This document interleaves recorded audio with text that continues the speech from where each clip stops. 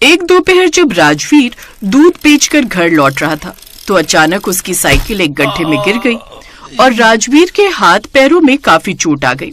इस वजह से राजवीर दूध बेचने जाने के लिए परेशान हो गया। माँ, 1-2 महीने अगर आराम किया तो दूध के दुकान वाले भैया किसी और को काम पर रख लेंगे।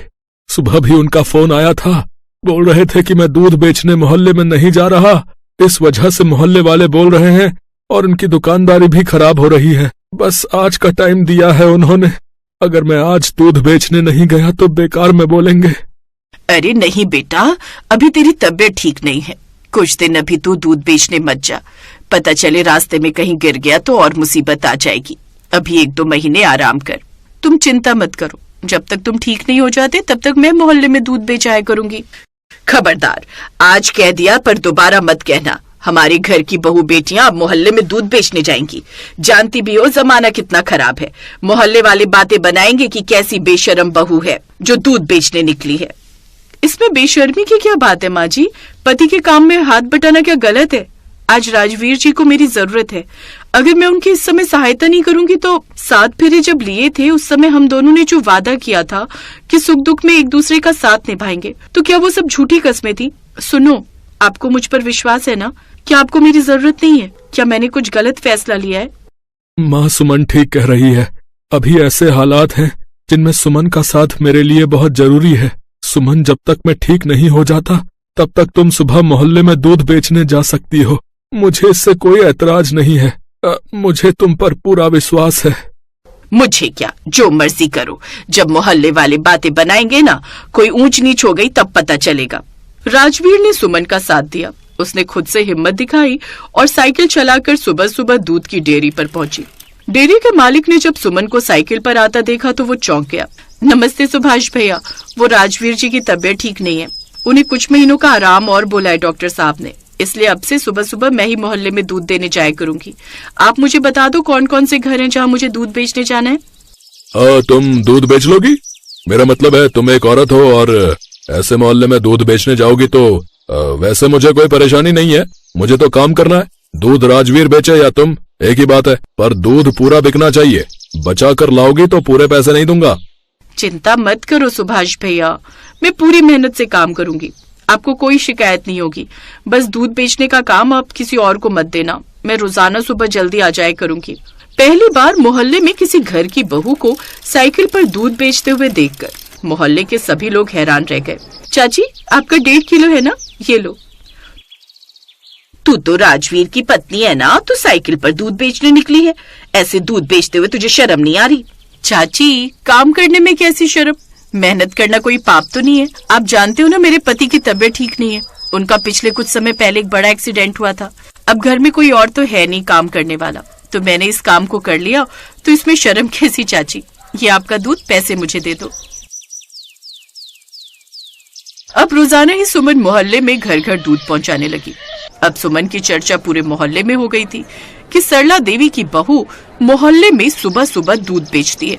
एक दिन सुभाष सुमन से बोला, सुमन, मोहल्ले में दूध बेचने के बाद तुम्हारे पास मैंने देखा है काफी समय बच जाता है। मेरे पास इस समय घी बनाने के लिए कोई कारीगर नहीं है, अगर तुम चाहो तो बाकी के समय मेरी दुकान पर घी बनाने का काम करके एक्स्ट्रा पैसे कमा सकती हो।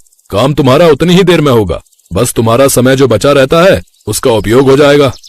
मैं तुम्हारे भले के लिए बोल रहा हूँ, तुम मेरी बहन जैसी हो और मुझे तुम बहुत मेहनती दिखाई देती हो। ठीक है सुभाष भैया, मुझे तो वैसे भी एक्स्ट्रा काम की जरूरत थी, मैं बना दिया करूंगी घी। अभी बना जाऊं क्या?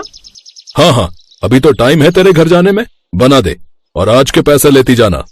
अब वो सुमन को खुद काम देता था क्योंकि उसकी भी तो दुकानदारी से कमाई पड़ रही थी। उस दिन सुमन सुभाष की दुकान पर जब घी बना रही थी तब सुमन के पड़ोस में रहने वाली ललिता उसे देख लेती है। सुमन तो सुभाष से भाई की तरह हंस बोल रही थी। उस दिन सुमन सुभाष की दुकान पर जब घी बना रही थी तब सुमन के पड़ोस में रहने वाली ललिता उसे देख लेती है। सुमन तो सुभाष से भाई की तरह हंस बोल रही थी, पर ललिता को ये सब गलत लगा और उसने सुमन की सास के कान भर दिए। देखो सरला बहन, मुझे गलत मत समझना, तुमने अपनी बहू को दूध बेचने की अनुमति दे दी, पर तुम्हें पता है तुम्हारी बहू दूध बेचने के बहाने सुभाष के साथ राम राम राम राम। अब मैं क्या ही बोलूं, मुझे तो कहते हुए भी शर्म आ रही है। मोहल्ले के सब लोग जानते हैं कि तुम्हारी बहू का सुभाष के साथ चक्कर है। ललिता, ये क्या बकवास कर रही हो? मेरी बहू ऐसा नहीं कर सकती। वो मेरे राजवीर से बहुत प्यार करती है। और हाँ, धीरे बोलो, राजवीर अंदर सो रहा है। ये फालतू की बातें मत करो। सुमन ने राजवीर से कहा था कि वो कुछ ऐसा गलत काम नहीं करेगी जिससे हमारे परिवार की बदनामी हो। पता नहीं तुम अपने मन से क्या ही बोल रही हो। अच्छा, यकीन नहीं होता तो कल सुबह अपनी आंखों से देख लेना। दूध बेचने के बाद तुम्हारी बहू बाकी का समय सुभाष की दुकान पर क्यों बिताती है, सब कुछ आंखों के सामने आ जाएगा। ललिता ने सुमन की सास को भड़का दिया और अगले दिन जब सुमन दूध बेचने निकली तो सरला उस पर नजर रखने के लिए उसके पीछे पीछे गई। सरला सुमन को दूध बेचते हुए देख रही थी और कुछ देर बाद सुमन एक पुराने से टूटे हुए घर के बाहर गई। सरला सब कुछ चोरी छिपे देख रही थी। राजू बेटा, जल्दी से अपना दूध का गिलास ले आओ। सुमन, तुम राजू को रोजाना एक गिलास दूध दे देती हो, पर बदले में मैं तुम्हें कभी भी पैसे नहीं दे पाती। तुम्हारे भी तो दूध खरीदने में पैसे लगते होंगे ना, तुम रहने दिया करो। सुमन, रजनी भाभी, मैं जानती हूँ आप घरों में काम करके राजू को पढ़ा लिखा रही हो ताकि एक दिन राजू बड़ा होकर अपने पैरों पर खड़ा होगा, अच्छी नौकरी पर लगेगा तो तुम्हारे सारे दुख दूर हो जाएंगे। मैं तो बस यही चाहती हूँ कि राजू का सपना पूरा हो और वो पढ़ लिख कर खूब बड़ा आदमी बने। इसके लिए राजू को रोजाना एक गिलास दूध पीना भी तो जरूरी है। क्यों राजू बेटा, दूध पीने से बच्चों का दिमाग तेज होता है और बच्चे पढ़ाई में अव्वल आते हैं। थैंक यू दीदी, आप बहुत अच्छे हो। अब मैं रोज दूध पीकर पढ़ाई करता हूँ। सुमन, तुम्हारे जैसा दिल हर किसी का नहीं होता। भगवान तुम्हें जीवन की सारी खुशियां दे और तुम्हारे पति राजवीर भी जल्दी ठीक हो जाए। मैं तो भगवान से यही प्रार्थना करती हूँ। सरला सब कुछ देख और सुन रही थी। कुछ देर बाद सुमन दूध की डेयरी पर पहुंची। आ गई सुमन बहन, अगर थक गई हो तो कल घी बना लेना। नहीं सुभाष भैया, थकी नहीं हूँ, मैं बना जाती हूँ। थोड़े पैसे आ जाएंगे, आज राजवीर जी की दवाई लानी है। घर का थोड़ा राशन भी खत्म हो रहा है, वो भी घर लेती जाऊंगी। माँ जी का बहुत दिन से चाय के साथ डबल रोटी और फैन खाने का मन था, आज वो भी खरीद कर ले जाऊंगी। बेचारी मेरे यहाँ आने के बाद पीछे से घर का सारा काम करती हैं, राजवीर जी को भी देखती हैं। इस उम्र में वो हमारे लिए कितना कर रही हैं। सुमन का ये रूप देखकर सरला की आंखों से आंसू बह गए।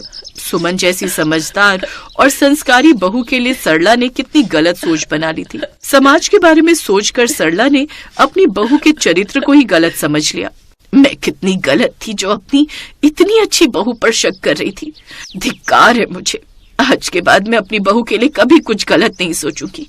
मेरी बहू लाखों में एक है। उस दिन के बाद मोहल्ले में कभी भी सुमन के बारे में सरला से कोई कुछ गलत बात कहता तो सरला उन्हें मुंह तोड़ जवाब देती थी। कुछ समय बाद राजवीर की तबीयत में सुधार हो गया, पर सरला ने सुमन को भी उसके साथ काम करने के लिए कहा। अपनी सास के बदलते नए विचारों को देखकर सुमन भी बहुत खुश थी।